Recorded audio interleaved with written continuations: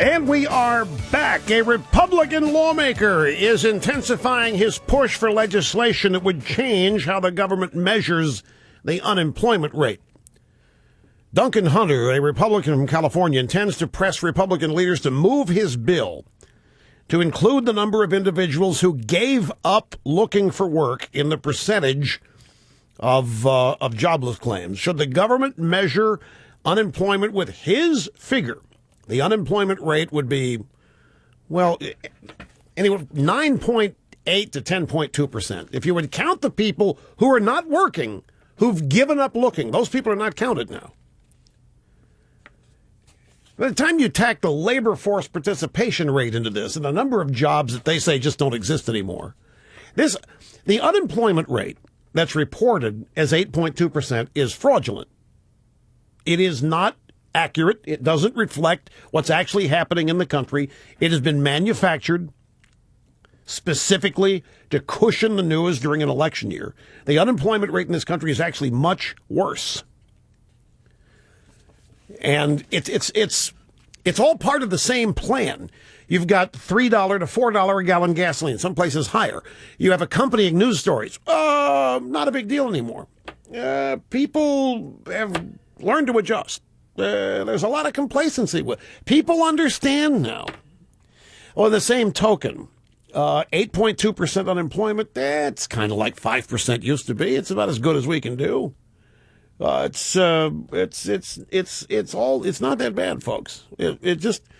There's a massive move on to try to make the literally devastating realities of this economy seem like no big deal. The media is working with the White House. The government is publishing phony data. If you put it on a chart, charts are impossible to explain on the radio.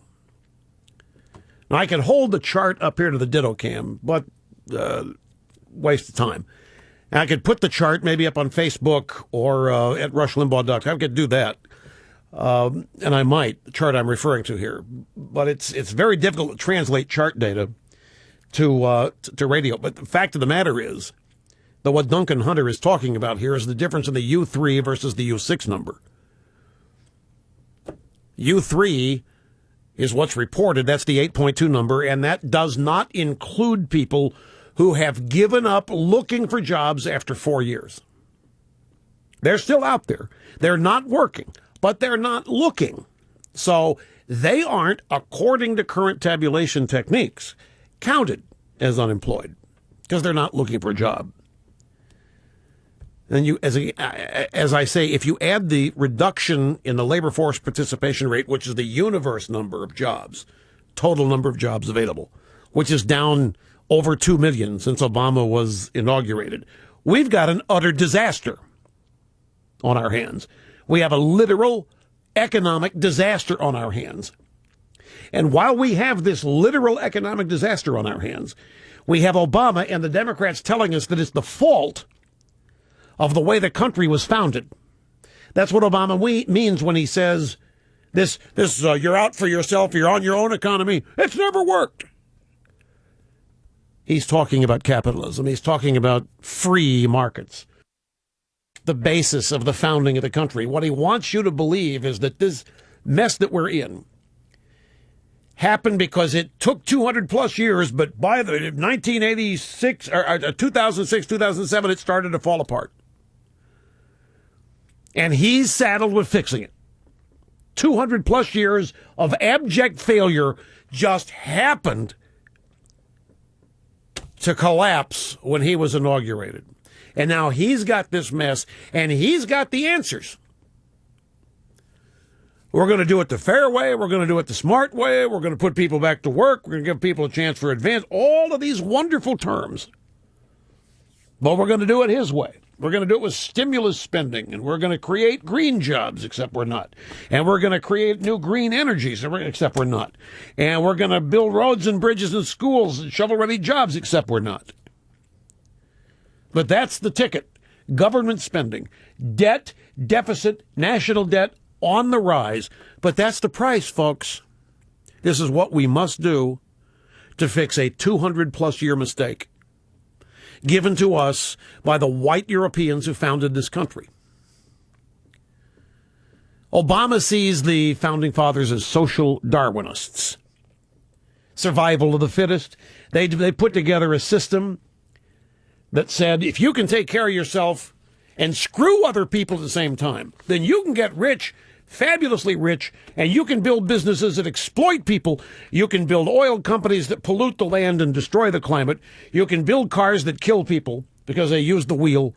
You can invent drugs that don't make people well, that make you rich, that just compound their. You can do all of these rotten things. You can create big retail box stores that rip people off and put genuine American mom and pop stores out of business.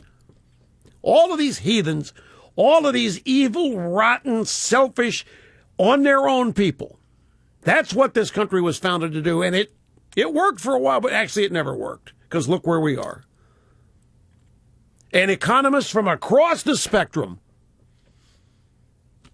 all agree that it has never worked from the founding, and it's all coming due now. So 200 plus years of failure, it just so happened that it came to light when Obama was elected president, and then was inaugurated, and it's his job now to put this mess back together, and only way we can do it is to shrink the private sector where all this cheating happens. And all these people that are out for themselves live. That's where they are, in the private sector. And that's why they're allowed to get away with all this behavior that cheats and lies and steals from people, exploits them. But those days are over. Now we're all looking out for each other. And now the government's going to make sure that those kind of people don't get away with cheating you, stealing from you, exploiting you, killing you, or what have you. And we're going to make sure we finally have smart jobs. We're going to have wind energy jobs and solar energy jobs. And we're going to have electric cars. And we're going to all this wonderful, magical stuff. Pond scum. Now, Obama's going to run for re-election and being the guy in charge of pond scum. Algae. This is what is being said. This is what is meant when Obama says this on-your-own economy has never worked. And so, yeah, we have 8.2% unemployment that's actually closer to 19%, but that's the price we pay for 250 years of a system that was immoral and unjust and never worked. It's not his policies that did this. His policies are the beginning of the fix. And he's got teachers in schools telling kids this. He's got university professors telling their students this. And, of course, they come out of these institutions believing this stuff. And so they are all for any policy that'll take from these people who have been exploiting and stealing and killing and otherwise harming customers. And Obama, in charge of that money, he'll be fair about it. He'll be make sure that everybody gets their fair share now. There won't be any of these people who have multiple billions while only some others only have 25 or 50,000. That's just not fair. It's not right. And Obama's going to fix that. Now, what will happen is that everybody will only have 40,000, and he will have the rest, and his buddies. Because all they're doing, in truth, is getting their hands on the money without having to work for it, under the guise of redistributing, giving it to you. And in order to get your money, they need the IRS to enforce health care. That's what all this is about, folks.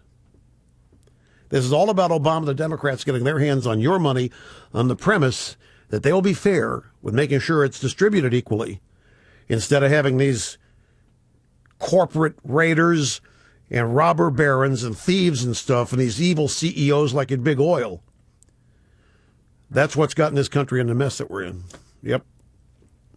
It's as simple as that to understand. If you want to know what Obama's all about, what he's telling people, what he's trying to make them believe, that's it in a nutshell.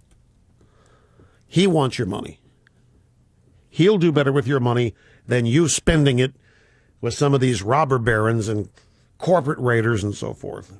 He wants your money. Give it to himself and his buddies, and then everybody will be free and equal. We'll all have the same amount of health care that's not very good, and we'll all have little cars that are not very good, and we'll have mass transit that's not very good, and we'll all have the same kind of houses. If he ever got his dream, this is what he's headed for. Because that would be fair, everybody having the same, nobody having any more, except himself and his buddies because they're smarter than everybody else, and as the people who saved you from these evil rich people out for themselves, his payment will be that he gets a little bit more than you get. And so do his buddies. Because they're the good people, and they're looking out for you. You'll quickly agree. And if you don't cough up your money readily, if you don't see this, then here's the IRS knocking on your door as part of the health care bill. You see.